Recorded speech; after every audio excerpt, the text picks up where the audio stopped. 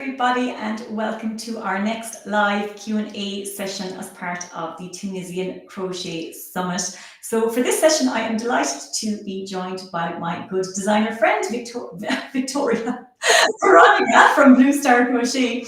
And I just want to point out, if you haven't already registered for the summit, there is still time to do so. So we have a little QR code up in the corner there, so you can scan that and you can still get access to all of today's classes and join us for the remaining lives as well. So Veronika, hello. We do know each other, I promise.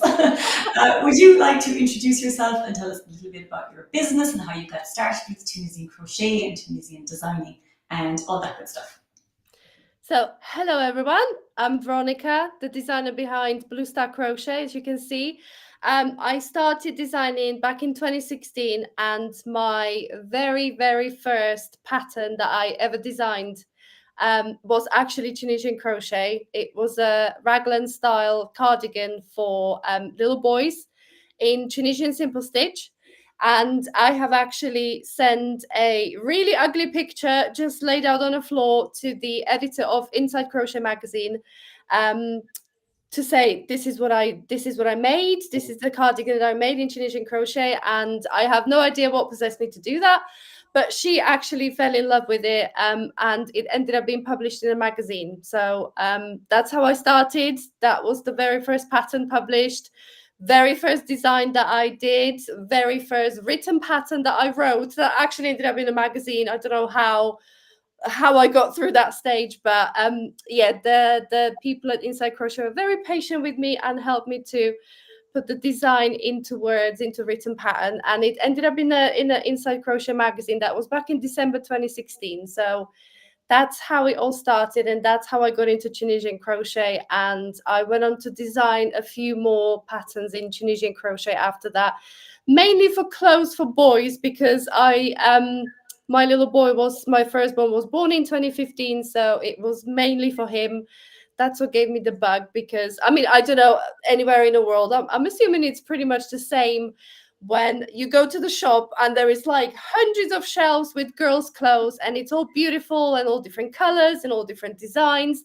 And then somewhere at the very back of the shop in the dustiest corner, there is like one shelf with boys' clothes. So I kind of went on to design my own little clothes for my little boy, and just got the designing bug, just got the got better and better at writing patterns as well. So yeah, that's where it all started. And here we are 8 years later at the Tunisian Crochet Summit. Finally, Tunisian crochet is getting the spotlight it deserves, because back 8 years ago when I did these designs, I kind of felt really sad that they didn't get as much excitement as I was excited about them. So I think back 8 years ago, Tunisian crochet was in a little bit of a nappy stage at that time.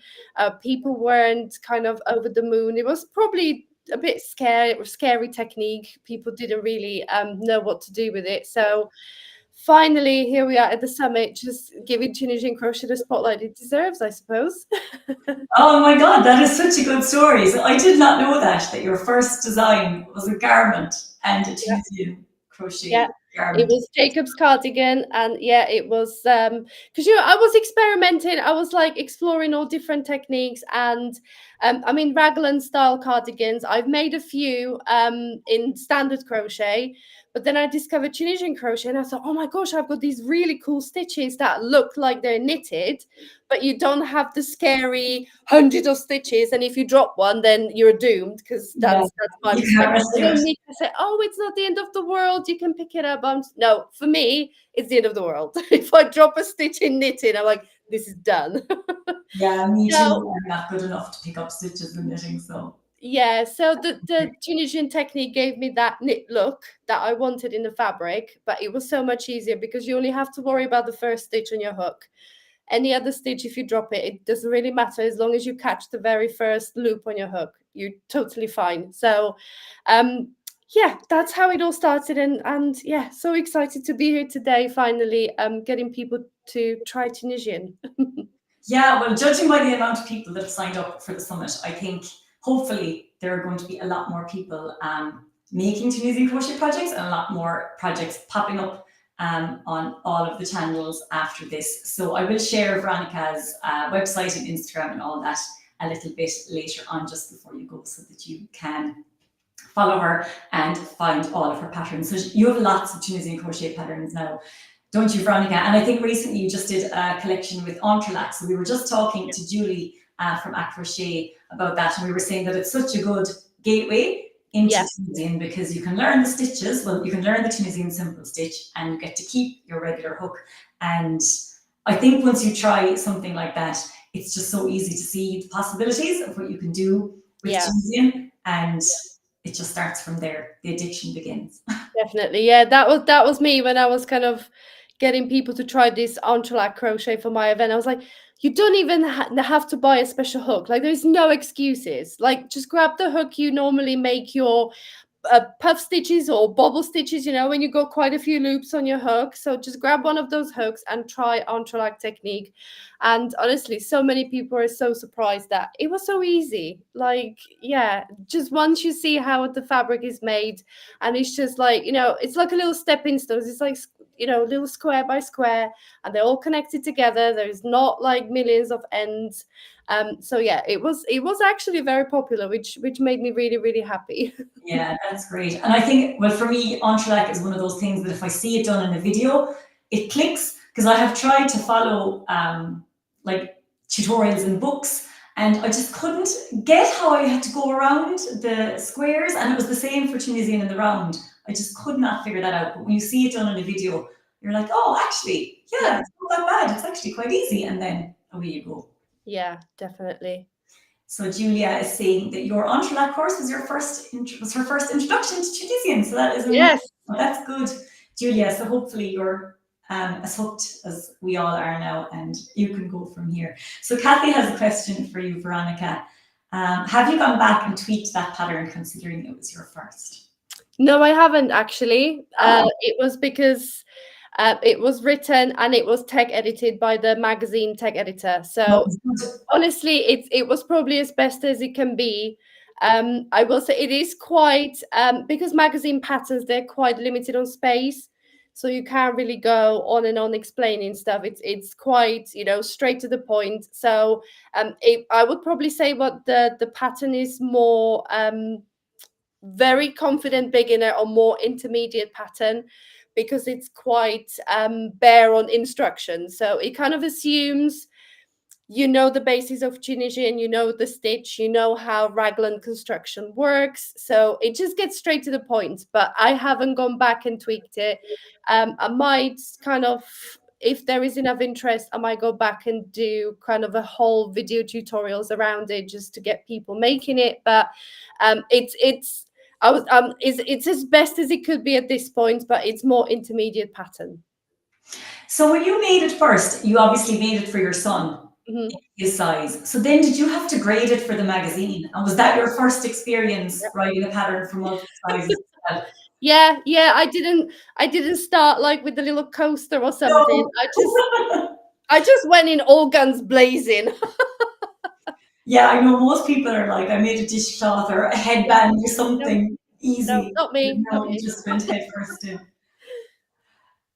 That is a really good story. Okay, we have a question here, and I think this is going to touch on all of the stitches that you demonstrated in your class. So is there such a thing as ribbing in Tunisian crochet? You could alternate the knit stitch and the purl stitch. So you would definitely get the look of the ribbing. I'm not quite sure it would translate as to the functionality of ribbing. I'm not quite sure it would be there as opposed to the knitting ribbon. If you go purl stitch, knit stitch in knitting, it kind of pulls it in a little bit, doesn't it? So you get that functionality of ribbon. If you want to pull in the cuffs or pull in the hem on your jumper, you would definitely get that pull in with knitting. In Tunisian crochet, if you alternate knit stitch and purl stitch, you will get the look, but I'm not quite sure about the functionality. I don't think you will get that kind of pulled in look. You could achieve it by going down a hook size, just to give it that pulled in look. But yeah, definitely you can give that a go. It'll just be a case of kind of trying to play around with it. Yeah, I think you're right. It depends what you want to achieve, isn't it? If it's at like the end of a sweater and you just need it straight down, Yep. it'll be fine. But yeah, you could go down to a much smaller hook, and Yeah. I wonder would it have the same stretch that you get um, in knitting ribbing, or in crochet ribbing, like regular crochet, you can actually get it to be quite stretchy. It wouldn't have the same. Yeah. I mean, Tunisian crochet and stretch is kind of a funny thing, isn't it? It Yeah. stretches very well, kind of lengthwise, but widthwise, it doesn't stretch a lot. So the stretchiness with the ribbing, I don't think you would get the desired effect that people would be looking for with ribbing in knitting or even in standard crochet. Because you've got the return pass is very limited on stretch, isn't it? As we know, you can stretch it to a certain point, but if you're looking for that typical ribbing stretch and bounce back, I don't think that's going to work personally. That's why for my designs, for Tunisian garment designs, I always revert back to standard crochet when it comes to ribbon. Oh, do you? I was just going to ask you about that because I know you've done a lot of garments. So you'll do your ribbing with regular Yep. crochet. Do you do the ribbing after you finished like a Yeah. sweater or a cardigan, then you add the ribbing? Oh, I that's have done it both ways. I did ribbing afterwards, or I started with like a bottom hem for a jumper. Just go in single crochet back loops only, just work up as the width you need to, and then just pick up the loops around the edge stitches, the end stitch of each row. So I've done it both ways and it's fine both ways. But yeah, if you're looking for the standard ribbon functionality and kind of stretch and bounce back, the standard crochet ribbon is much better. okay. Oh, that's really interesting. That's good to know. So I do have a couple of questions that people had submitted before the summit. And if anyone who's with us live has a question for Veronika, please do go ahead and type it in whenever you want. So I just have a question here about the purl stitch. So she said, I have tried to do the purl stitch, but the bumps at the front are not even. Is there any way to make it look better? The purl stitch. It's practice and it's tension. I can't suggest anymore. You hold the loop down with your thumb when you're finishing the purl stitch. So make sure you hold it down evenly and try to, when you kind of grab in the loop with your thumb, make sure you leave in the same length of the yarn for each kind of loop around the bottom of the stitch. Because if you keep one kind of loose, it will be big. If you pull tighter on the next one, it will go small.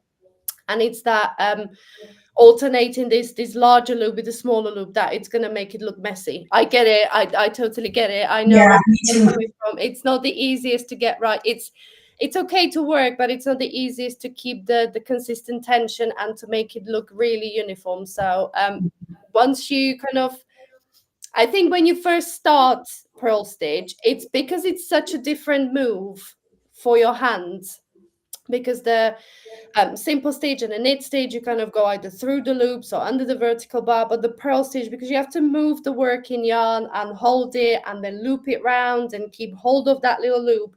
I think that's where most people, because you probably concentrate so much as well, that you want to get it so right that it just, any little difference in that little loop, it's going to make it look messy. So all I can suggest is don't worry about the look for now. Just keep that practicing, get the motion going of kind of bringing the working yarn to the front and getting the purl stitch going. And once your hands kind of get that memory of how to work the stitch, then try to start concentrating on your tension and on, how getting it as neat as possible. But because it's such a different movement, I think that's where most people kind of go a bit wrong with the purl stitch. Yeah, because it is tricky. You have to hold the yarn, but then you have to do a yarn over and pull through with the same piece of yarn. So it is tricky. And one thing that I found helped me when I was practicing, because I have really struggled with this stitch too, is to use a smaller hook. So go down a hook size. And I know that's kind of the opposite advice that you usually give with Tunisian crochet, but Yeah. just for practicing, I just felt that having the smaller hook meant there was just less room for Okay. the yarn to be kind of doing its own thing, and Yeah. that I could control the size of those little bumps at the front Yeah. better. I'm actually working on the purl stitch blanket, so Oh, nice. this is going to be a bit washed out. Oh, it's really nice. So yeah, I'm making a baby blanket. Don't ask me why. I just fancied making a baby blanket. Okay. No reason, no announcement to come.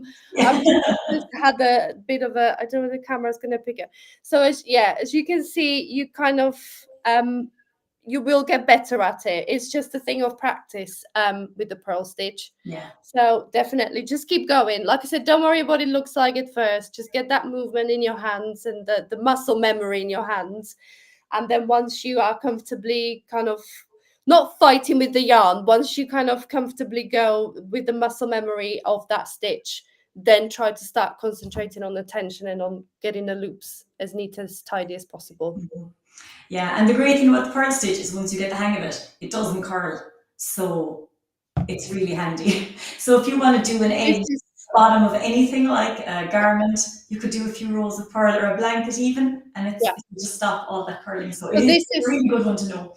Yeah, this is just purl stitch, and it's not, I mean, you can see it's not even finished. It's got the ends, it's not been blocked, but it's not, there isn't a single curl in it. So, and that's the great thing about purl stitch, that because it doesn't curl, and I've got another sneak peek here. I'm just going to give you all these sneak peeks. Yeah, do. So because of the functionality of the purl stitch, it doesn't curl. I've actually used it at the edge of the shawl. That's really nice. Oh, I love that. So that's the purl stitch there. We've got the knit stitch, and then this is a reverse stitch. So that's a third Tunisian stitch. And I've gone all the way kind of around the edge with the purl stitch. And this hasn't been blocked either. So this is just as it is. Yeah. So yeah, the purl stitch, I know it's a bit of a pain in the backside to get right, but when you do get it right, it's really a good stitch to have in your repertoire, to just keep in mind, to add to borders, to edges, because your Tunisian then will stop curling. Yeah, that's really good. So talk to me about the reverse stitch, because it gives a look that's similar-ish to the purl stitch, but it's not exactly the same. And it's a bit easier, I think. I find it easier. Yes. Yeah. So that there is a way out of purl stitch. If you really, really struggle with purl stitch, you want to look up the Tunisian reverse stitch, which is these little diamonds there that I've created. And that's another great stitch. It's really easy. You keep your working yarn where it is, and the reverse stitch is basically just as if you were doing Tunisian simple stitch kind of under the vertical bar, but you go to the back of your work and pick up the vertical bar at the back of the stitch. So you're gonna be working on the reverse of your work. So you're gonna be looking to the back and picking up like a Tunisian simple stitch, but at the back of your work, really. So it is a great stitch. It does give you the kind of a look of the purl stitch. It's quite textured, and paired with the knit stitch, as you can see, you can create loads of different designs with it, because the two next to each other, they really set each other off. Like if you do a swatch in reverse stitch by itself, you're probably going to think, oh, this doesn't look like much. Yeah, it feels a bit messy, doesn't it, when you just do it on its own? Yeah. But when you put it next to the knit stitch, you could really see the difference in the textures, like the smooth texture and slightly textured stitch. And as you can see in a design together, it does work really well. I think the reverse stitch, you get kind of a wider bump at the front than you do with the purl stitch. But they're quite similar. I think you could probably switch between them if you had a preference for one. Yeah.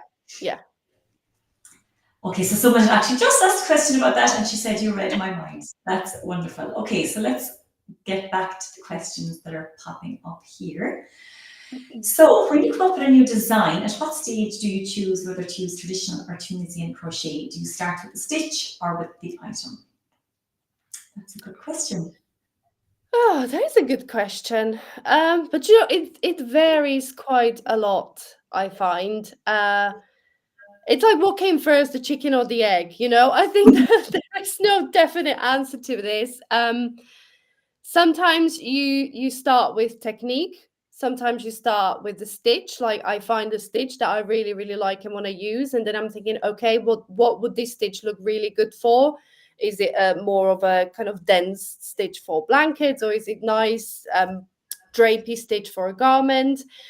Sometimes you even start with yarn, to be honest. Like if you grab a ball of yarn and you think, okay, this is definitely a perfect yarn for summer garment or something. So yeah, it really varies. I couldn't tell you like this is my meticulous process of how I go about designing stuff. It's sometimes you kind of feel like a Picasso. You just on a whim, you just kind of whip it up.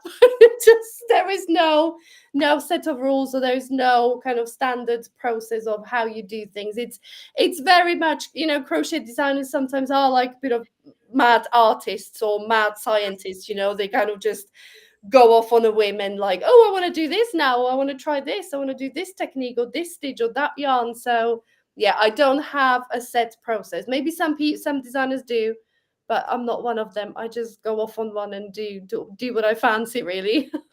Yeah, I think I'm kind of the same. Like Yeah, starting something, I have a vague picture in my head of how I might want it to look, or kind of yeah. the texture, the colors. But sometimes I would do a swatch in like a Oh regular yeah, yeah, Tunisian or a regular crochet pattern, and then maybe do a Tunisian one as well. Or sometimes I might just have it in my head that I want to make a Tunisian project, and yeah, then I start from there. So yeah, it is a bit like yeah. a thing, I and it mean, changes all the time. you would probably, I would have to say one thing that I would decide very, very early on in a process between traditional or Tunisian crochet, purely because of the different fabrics you can produce with the two types of crochet. So, you know, I wanted to make a Tunisian crochet shawl, but I wanted it to be really drapey and really, you know, light like this. I didn't want to be walking around with the cardboard around my neck. So I have decided for Tunisian crochet for that project. I knew I wanted to make Tunisian crochet shawl, and then that's where it kind of started. And that's when I went off with the shape, with the stitches, kind of, you know, place the stitches for their functions, like the purl stitch on the edges and the knit stitch in contrast to the reverse stitch. So I suppose in that case, it was definitely decided right off the mark that it was going to be a Tunisian crochet. Yeah. Do you find that you use lighter weight yarns when you're doing a Tunisian design versus regular crochet? Because I definitely do as well. Because I feel like with regular crochet, worsted seems to be the most popular weight, or one of the most commonly used weights. But when you try to translate that to Tunisian, it is just a little bit thick. Like it's good for a blanket, or if you wanted like a really warm cowl or something. But for a garment, I don't know. You could do it. Have you used worsted weight, or have you always kind of gone DK sport fingering? Do you know what? I'll be brutally honest with you. Like when I got into crochet, when people say the most popular weight of yarn is worsted weight, I was like, why? Yeah, It's so maybe thick.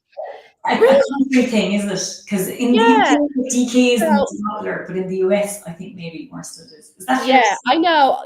Like I get that for the speediness of the project. You know, Yeah. it does work up quicker. I get it, but then do I want to make a sweater in worsted fast and end up not wearing it? Or do I want to enjoy the process and make one in perhaps a fingering weight yarn and end up with a sweater that I actually will wear? So, yeah, I'm not a fan of worsted.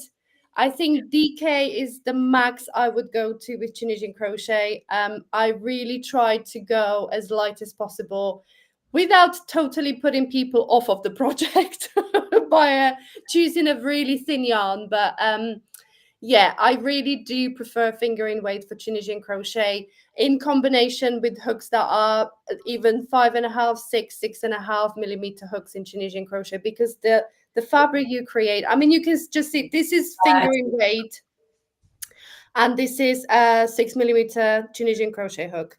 So you can see what a difference the combination makes. I mean, you know, you would expect Tunisian to be really thick and dense and not have drape or movement at all, but you can just see from this fabric, it's really bouncy, it's really drapey. So when I did the presentation for our garment summit on Tunisian crochet garments, I just basically said the thinner you can go, the better. Don't be kind of put off by using thinner yarn, because the results are just incomparable. Mhm. And the thing is, just because you are using a very thin yarn, you're using quite a big hook. So it's Yeah, not necessarily going to be super slow. It's not going to take you forever. And it yeah, will just give you a much nicer drape and feel in the fabric. definitely. Yeah, yeah. So we have one more question here. What methods do you use to deal with the stitches that do curl?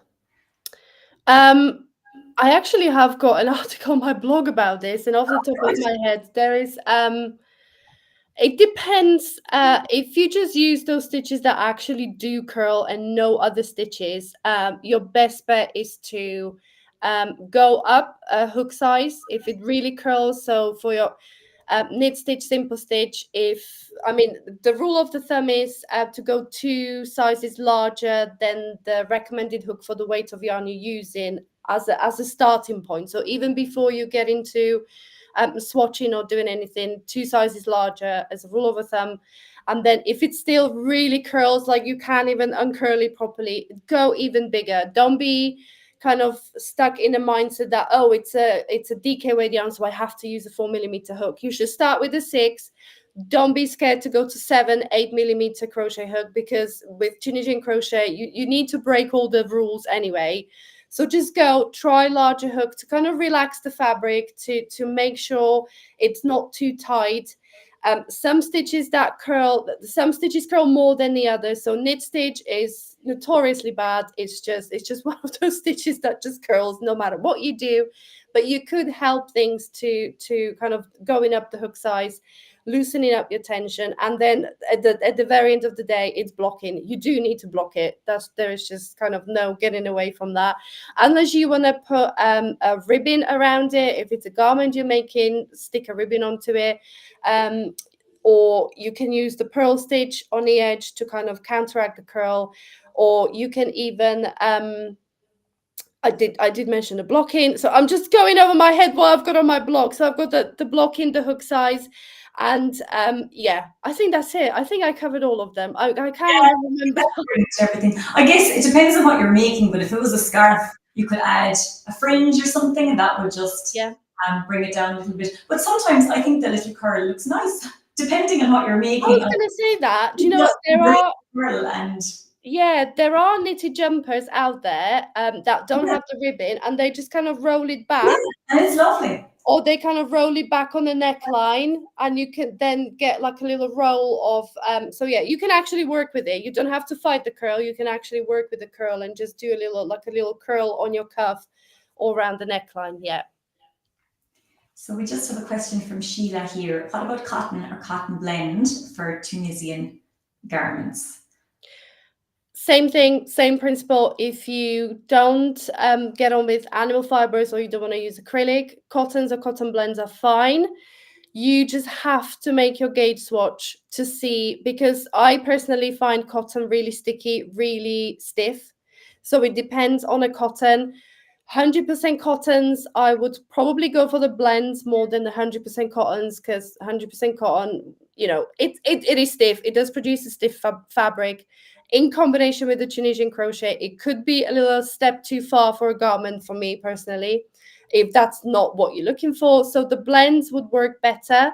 And it's just like any other fiber. You'll have to find the right combination of the hook and the stitch to go with the garment. So cotton blend, I would probably go for like a summer garment or warm weather garments. So you would be looking at more open stitches. Like I've got a pattern for Tunisian lacy shell shawl that produces the most amazing fabric. It was actually a cotton acrylic blend, 50-50. And this thing just like has got so much drape and movement in the fabric that it's actually amazing. It's almost even better than standard crochet, that little shell stitch, because it's not too open. So it's not going to be too revealing for a summer garment, but it does give you that drape and a movement. So absolutely, you can use cotton and cotton blends for Tunisian garments, but it will go down to the hook size and even the Tunisian stitch. If you're going to use like a Tunisian knit stitch with a 100% cotton and a smaller hook, you will probably be able to kind of like lean the sweater in a corner of your room, because it's going to be super stiff.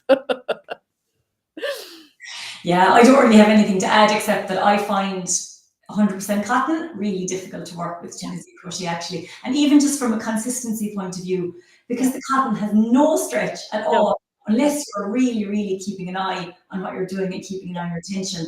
I just find it really difficult to get all of the rows looking the same. Whereas when you have something a bit more forgiving, like a wool blend or acrylic blend or anything that does stretch a little bit, it is easier that you can just kind of do something, a little stretch or shimmy, and it'll look okay. But with cotton, you just cannot do that. It's going to stay the way it's going to stay. I don't like cotton. I don't know why people use cotton. I'm not a cotton fan, I do have to say. 100% cotton is not my jam. If I do have to kind of think summer garments and stuff, I do always use a cotton blend. Or if you throw a bit of silk or cashmere into the cotton, it's still got the durability of cotton, but it really softens the cotton. It's like a little, butter the cotton up with a bit of cashmere or silk in it. I know that's probably a different price point, but then you would probably rather invest a little bit more in a better yarn that's going to produce a garment that you're going to wear than stick to a cheap 100% cotton and make something that's just going to sit in your wardrobe. Yeah, absolutely. Okay, so Sheila, thank you so much. We're glad that was helpful. So I think we are going to start wrapping up now. So Veronika, I'm just going to go and grab the link to the VIP pass. So do you want to tell me where's the best place to find you and follow you and find your patterns? And I'll pop all those links in as well. So yeah, you can find me at bluestarcrochet.com. I think that's the easiest to remember, and go ahead, type into your browser, or I think Sarah popped it there in the comments as well.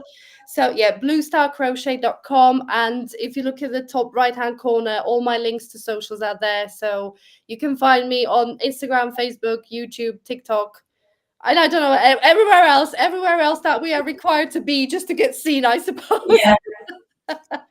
And to be honest, best place to be is probably my crochet newsletter, my email newsletter. I kind of value my people on my newsletter so they get the best out of me, the best offers and deals and discount codes and access to freebies and exclusive first access to stuff, whatever is going on in the Blue Star Crochet HQ. So if you pop over to my blog, there is sign up forms all over the page. So if you scroll down to the bottom, or I think there is one in the sidebar as well. So pop your email address in there and I'll be in touch.